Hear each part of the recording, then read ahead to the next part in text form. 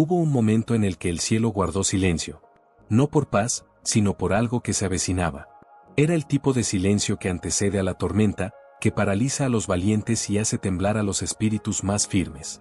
No era un vacío, sino una espera. El Apocalipsis, hasta ese instante, ya había mostrado señales de juicio, sellos abiertos, visiones extrañas. Pero lo que estaba a punto de suceder, no tenía precedente ni comparación. El sonido de la quinta trompeta no sería como los anteriores. No anunciaría solo catástrofes físicas, sino una invasión desde una dimensión que había sido sellada por el mismo Dios. Y cuando se abrió, lo impensable emergió. Juan, el anciano de Patmos, no solo oyó, sino que vio. Y lo que describió no se puede reducir a poesía profética ni a símbolos inocentes. El texto narra con crudeza lo que parecía un asalto infernal. Un ángel cae del cielo, no para traer bendición, sino para liberar oscuridad. No trae una espada, sino una llave. Y esa llave abre el pozo del abismo. No una prisión terrestre, no un volcán, sino un abismo que desde la fundación del mundo había sido cerrado con propósito divino. Un pozo que no contenía simplemente fuego o humo, sino criaturas, inteligencias, entidades. Y al abrirse, no solo salió humo, salió juicio. La Biblia dice que el humo oscureció el sol y el aire. Pero ese detalle no es decorativo. En una sola frase, el texto sugiere que algo se interpondrá entre la luz y la humanidad. Algo denso, nocivo, espiritual y físico a la vez. No una nube cualquiera, sino una atmósfera venenosa que cambia la realidad como la conocemos. Y de esa densa oscuridad surgieron las langostas. Pero no eran insectos. No eran plagas naturales.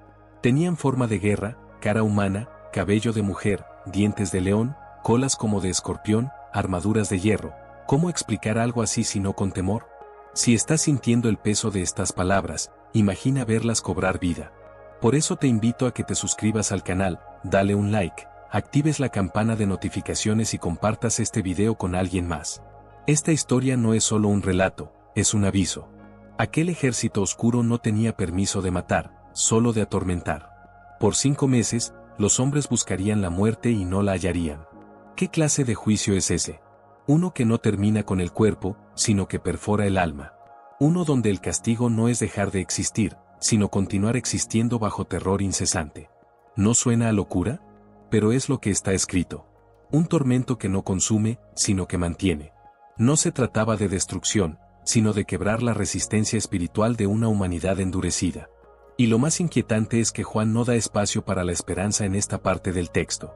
Las langostas obedecen a un rey. Y ese rey no es Dios. Es Abadón. Es Apolión. Es el destructor. ¿Quién es este ser que comanda legiones infernales? ¿Qué es ese pozo y dónde está hoy? ¿Acaso fue solo una visión o estamos más cerca de esa realidad de lo que creemos? Lo que viene después en el mismo capítulo es aún más devastador. Ángeles encadenados.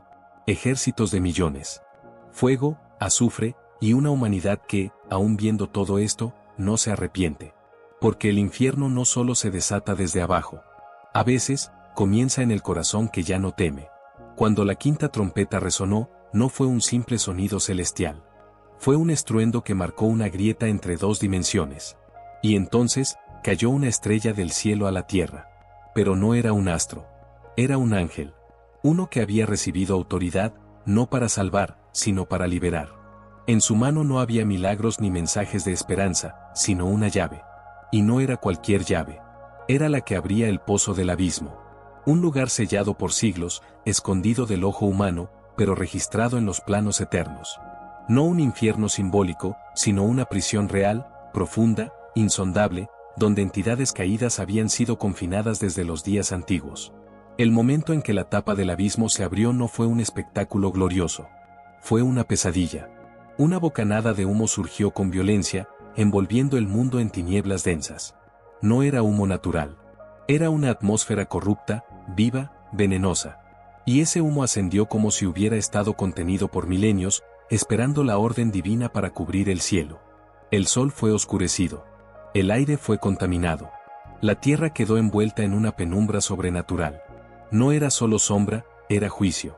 Y de esa oscuridad emergieron las criaturas que nadie estaba preparado para ver. Las escrituras las llaman langostas, Pero ningún campo, ningún campesino y ningún profeta anterior había visto algo semejante. Estas langostas no buscaban hierba, ni plantas verdes. No venían por la agricultura, sino por la humanidad. Estaban diseñadas para atacar, no con veneno biológico, sino con dolor espiritual. Su descripción es tan precisa como aterradora: cuerpos preparados para batalla, rostros humanos cargados de inteligencia y perversión, cabellos largos como símbolo de seducción, dientes como de león que desgarran sin piedad. No eran metáforas. Eran monstruos diseñados para cumplir un propósito específico: quebrar la voluntad del hombre. Su sonido era como el estruendo de muchos carros de guerra. No pasaban desapercibidas. Su llegada provocaba un rugido en el viento, un eco de terror que se extendía por las ciudades. No mataban. Pero su aguijón, como el del escorpión, inyectaba sufrimiento puro. Un tormento tan agudo que los hombres clamaban por la muerte, y la muerte huía de ellos. ¿Puedes imaginar un mundo donde la vida es una condena y la muerte un privilegio que no se concede? Esa es la realidad que describe Juan. No se trataba de justicia humana, sino de juicio divino. Y estas criaturas no actuaban solas. Tenían un rey, un líder, un gobernador del abismo, Abadón, en hebreo, Apolión, en griego. Ambos nombres significan lo mismo: el destructor. Este rey no aparece como una figura simbólica o alegórica. No es una representación del pecado o del caos. Es un ser real, espiritual, comandante de legiones infernales que esperaron pacientemente su momento de actuar. Y lo más perturbador es que solo se les permitió atacar a quienes no tuvieran el sello de Dios en la frente. Un filtro espiritual que dejaba a millones vulnerables. ¿Qué tipo de juicio es este, donde la oscuridad tiene permiso y el cielo observa sin intervenir? Solo uno: el juicio de una humanidad que se alejó tanto de la luz, que termina siendo alcanzada por la sombra. No eran langostas como las que devoran campos en los tiempos de Egipto. No tenían hambre de hojas, ni apetito por cultivos. Estas criaturas eran otra cosa. Salidas del pozo del abismo, no tenían origen en la tierra ni obedecían a ningún ciclo natural. Eran manufactura del juicio. Diseño de una dimensión caída. Su forma desafiaba toda lógica. Tenían cuerpos semejantes a caballos preparados para la guerra, cubiertos por corazas de hierro. Sus rostros eran humanos, como si alguna vez hubieran tenido conciencia o libre albedrío. Sus ojos eran inteligentes, pero fríos, vacíos, sin redención. Cabellos largos como de mujer, como si conservaran un resquicio de belleza profanada. Dientes de león que rasgaban sin piedad. Alas que producían un estruendo como de carros de muchos caballos corriendo al combate. Y lo más temible, colas con aguijones como escorpiones, listas para inyectar no veneno físico, sino agonía espiritual. Eran híbridos. Pero no entre bestias. Eran mezcla de conceptos. Un reflejo oscuro de la creación original. Algunos teólogos las ven como símbolos, sistemas opresivos, gobiernos malignos, filosofías que torturan el alma. Otros las consideran demonios literales, liberados por un tiempo específico para ejecutar la voluntad divina en forma de juicio. Hay quienes incluso sugieren que son entidades que alguna vez tuvieron forma humana, espíritus deformados por milenios de oscuridad. Y en tiempos modernos, algunos han osado compararlas con máquinas de guerra, con armas autónomas, con inteligencia artificial fuera de control. Pero todas esas teorías, por más interesantes que sean, palidecen ante la descripción directa del texto. Son seres espirituales con forma física, diseñados no para matar, sino para atormentar. Y eso, por sí solo, nos obliga a una reflexión profunda. Porque hasta ahora, los juicios del Apocalipsis habían sido devastadores, pero rápidos. Terremotos, plagas, guerras, destrucción. Pero aquí, Dios no permite la muerte. Aquí, el dolor no viene para terminar con la vida, sino para quebrantar la soberbia. Durante 5 meses, un tiempo definido, pero suficiente, estas criaturas buscan a aquellos que no tienen el sello de Dios. No los matan. Los persiguen. Los hieren. Los desgarran por dentro. Los sumergen en una desesperación sin salida. ¿Por qué un Dios de amor permitiría algo así? Porque el juicio no siempre es destrucción. A veces, es despertar. Y cuando la humanidad cierra sus oídos a la voz de la gracia, termina enfrentando el eco de su propia rebeldía. El hecho de que estas langostas no toquen a los sellados indica que hay una frontera invisible. Un límite entre el tormento y la protección. El juicio no es aleatorio. Es selectivo. No se ejecuta con odio, sino con propósito. Y aunque parezca extremo, este pasaje muestra una verdad que muchos ignoran: hay consecuencias espirituales que no se ven, pero existen.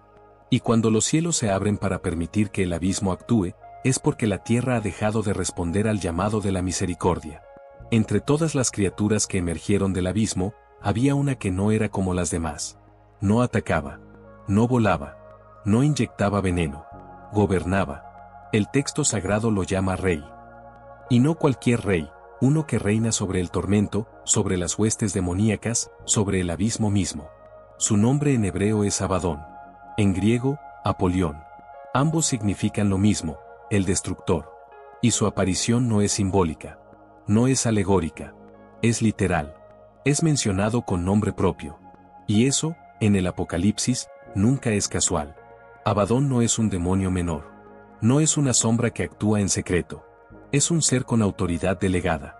Una entidad espiritual que ha estado confinada, pero no vencida. Algunos estudiosos lo identifican como un ángel caído que fue encerrado por rebelarse en los tiempos primitivos, junto con los espíritus encarcelados mencionados por Pedro en sus cartas. Otros creen que su historia se entrelaza con los relatos del libro de Enoc, donde se menciona un líder de los ángeles caídos, llamado Azazel, que fue encadenado en las profundidades por corromper a la humanidad. En otras tradiciones apócrifas, se sugiere que Abadón fue en el pasado un ángel de juicio, guardián del Seol, cuya función era ejecutar las sentencias divinas sobre las almas rebeldes. Incluso dentro del pensamiento gnóstico, se encuentran ecos de esta figura. Algunos textos lo presentan como un arconte, un señor de las regiones inferiores que tiene poder sobre los elementos corruptos de la creación. Otros lo ven como el guardián de los secretos de la muerte, el custodio de las llaves que separan los vivos de los condenados. No importa desde qué corriente se mire, Abadón nunca aparece como un simple adversario, sino como una figura de autoridad espiritual extrema, que opera con límites establecidos por el cielo mismo. Lo más escalofriante es que él no actúa fuera de la voluntad divina. No se libera por error. No se escapa. Es autorizado. El ángel que cae recibe la llave. La llave abre el abismo. Y dentro, él está. Esperando. Preparado. Comandando a los ejércitos que no matan, sino que destruyen el alma. Su papel en el fin de los tiempos no es causar caos por sí mismo, sino ejecutar un tipo de justicia que pocos están dispuestos a aceptar. La justicia que castiga al hombre no por lo que hace, sino por lo que se niega a reconocer. Y en ese contexto, Apolión no es la causa del juicio. Es el instrumento. El látigo. El verdugo silencioso que actúa cuando la misericordia ha sido pisoteada. Y si este rey ha sido mencionado por nombre, es porque volverá a actuar. No en lo oculto. No en los sueños, sino en un momento de la historia futura en que el velo entre los mundos se romperá, y lo que fue encerrado en la antigüedad caminará entre los hombres una vez más. No como símbolo, sino como realidad. Cuando el sexto ángel tocó su trompeta, no hubo advertencia. No hubo pausa. El juicio se intensificó sin piedad. Una voz salió del altar dorado que está delante de Dios, y dio una orden precisa, escalofriante: desata a los 4 ángeles que están atados junto al gran río Eufrates. 4. No miles. No legiones. 4. Pero no eran ángeles comunes. Eran entidades detenidas, restringidas, encadenadas en un punto específico del mapa. El Eufrates no es un río cualquiera. Es frontera antigua entre imperios, línea de contacto entre civilización y barbarie. Y allí, en ese límite milenario, algo ha estado contenido, hasta ahora. Los ángeles fueron liberados. Y su misión no era traer advertencias, ni señales, ni arrepentimiento. Venían con un solo propósito: matar a la tercera parte de la humanidad. No torturar. No herir. Ejecutar. Juicio absoluto. Fuego, humo y azufre salían de sus bocas. Cada uno tenía asignada su hora, su día, su mes y su año. El plan no fue improvisado. Fue agendado desde lo alto. Una cita profética que aguardaba su momento. Y cuando se cumplió, no hubo escape. De inmediato, se desató un ejército. Juan lo describe con una precisión que hiela la sangre: 200 millones de jinetes. No dice que los vio llegar, dice que oyó su número. Una cifra que en tiempos antiguos era inimaginable. Una cantidad que excede cualquier fuerza militar registrada. ¿Eran reales? ¿Eran simbólicos? Algunos creen que representan fuerzas espirituales en una escala masiva. Otros sugieren un ejército literal, tal vez del futuro, tal vez híbrido entre o físico o espiritual. Pero lo que sí queda claro es que los caballos no eran normales. Sus cabezas eran como leones. De sus bocas salían fuego, humo y azufre. Sus colas eran como serpientes que también hacían daño. No eran animales. Eran instrumentos de destrucción. Y lo más trágico no fue la muerte. Fue lo que vino después. El texto dice que, a pesar de todo este castigo, la humanidad no se arrepintió. No dejaron su idolatría, ni sus hechicerías, ni sus fornicaciones, ni sus robos. Ni el juicio más severo pudo quebrar el corazón endurecido. Porque cuando el hombre se desconecta de la luz por demasiado tiempo, comienza a amar la oscuridad. Y ese es el verdadero infierno, no el fuego que consume el cuerpo, sino la rebelión que consume el alma. Este es un retrato del juicio cuando la misericordia ha sido ignorada por siglos. No hay lamentos en el cielo. No hay lágrimas. Solo justicia. Porque llegó el tiempo de la cosecha. Y el trigo fue separado de la cizaña. No por deseo de Dios, sino por decisión del hombre. Hay preguntas que no pueden ser respondidas con lógica, sino con discernimiento. Porque lo que fue escrito en el primer siglo parece describir, con precisión inquietante, lo que estamos presenciando en el siglo XXI. Un mundo donde la tecnología avanza más rápido que la ética. Donde la inteligencia artificial ya no solo predice comportamientos, sino que aprende, responde y decide. Donde las naciones manipulan la genética, crean híbridos de especies, editan el ADN, y coquetean con la frontera entre lo humano y lo poshumano. Y en medio de todo esto, guerras resurgen, pandemias globales paralizan a millones, y una oscuridad invisible parece cubrir la mente y el alma de una generación que ya no teme a Dios. Muchos dirán que Apocalipsis 9 es puramente simbólico, que las langostas no existen, que los jinetes son metáforas, que Abadón es un concepto, pero la realidad está demostrando lo contrario.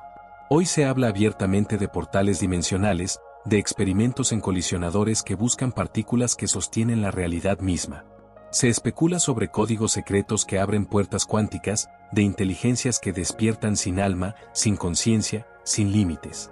Y todo esto, en medio de una humanidad que celebra su autonomía mientras pierde su sensibilidad espiritual. ¿No es eso una forma moderna de abrir el pozo del abismo? Algunos investigadores han vinculado estas profecías con movimientos militares cerca del Éufrates. Otros, con tecnologías emergentes que imitan la estructura y comportamiento de enjambres biológicos. Hay quienes afirman haber visto entidades no humanas en zonas de conflicto, en laboratorios cerrados, en desiertos alejados. ¿Paranoia? ¿Exageración? Tal vez. Pero Apocalipsis 9 no fue escrito para entretener, sino para advertir. Y si las advertencias comienzan a parecer actuales, es porque el reloj profético sigue corriendo. La verdadera pregunta ya no es si creemos en langostas con rostro humano, sino si estamos discerniendo la oscuridad que se está filtrando silenciosamente entre algoritmos, laboratorios y leyes. Porque el juicio no siempre llega con fuego del cielo. A veces, comienza con la indiferencia del corazón. Y el pozo del abismo no siempre se abre con una llave. A veces se abre cuando el hombre decide que ya no necesita a Dios. ¿Y tú? ¿Has notado el humo que oscurece el sol? ¿Has sentido que algo invisible se mueve por debajo de la superficie de esta generación? Tal vez, ya estamos dentro del preludio. Tal vez, el abismo ya fue abierto. Y ahora, lo que falta, es que se manifieste por completo. No todo final hay silencio. A veces, lo que parece el fin, es en realidad la última oportunidad. Apocalipsis 9 no es solo una página escrita con símbolos y criaturas extrañas. Es una grieta en el tiempo. Una advertencia sellada con fuego. Una trompeta que aún resuena en el espíritu de los que tienen oídos para oír. Porque si el juicio aún no ha caído en su totalidad, es porque la gracia todavía está extendida. Porque aún hay tiempo. No para entender todo, pero sí para volver al centro.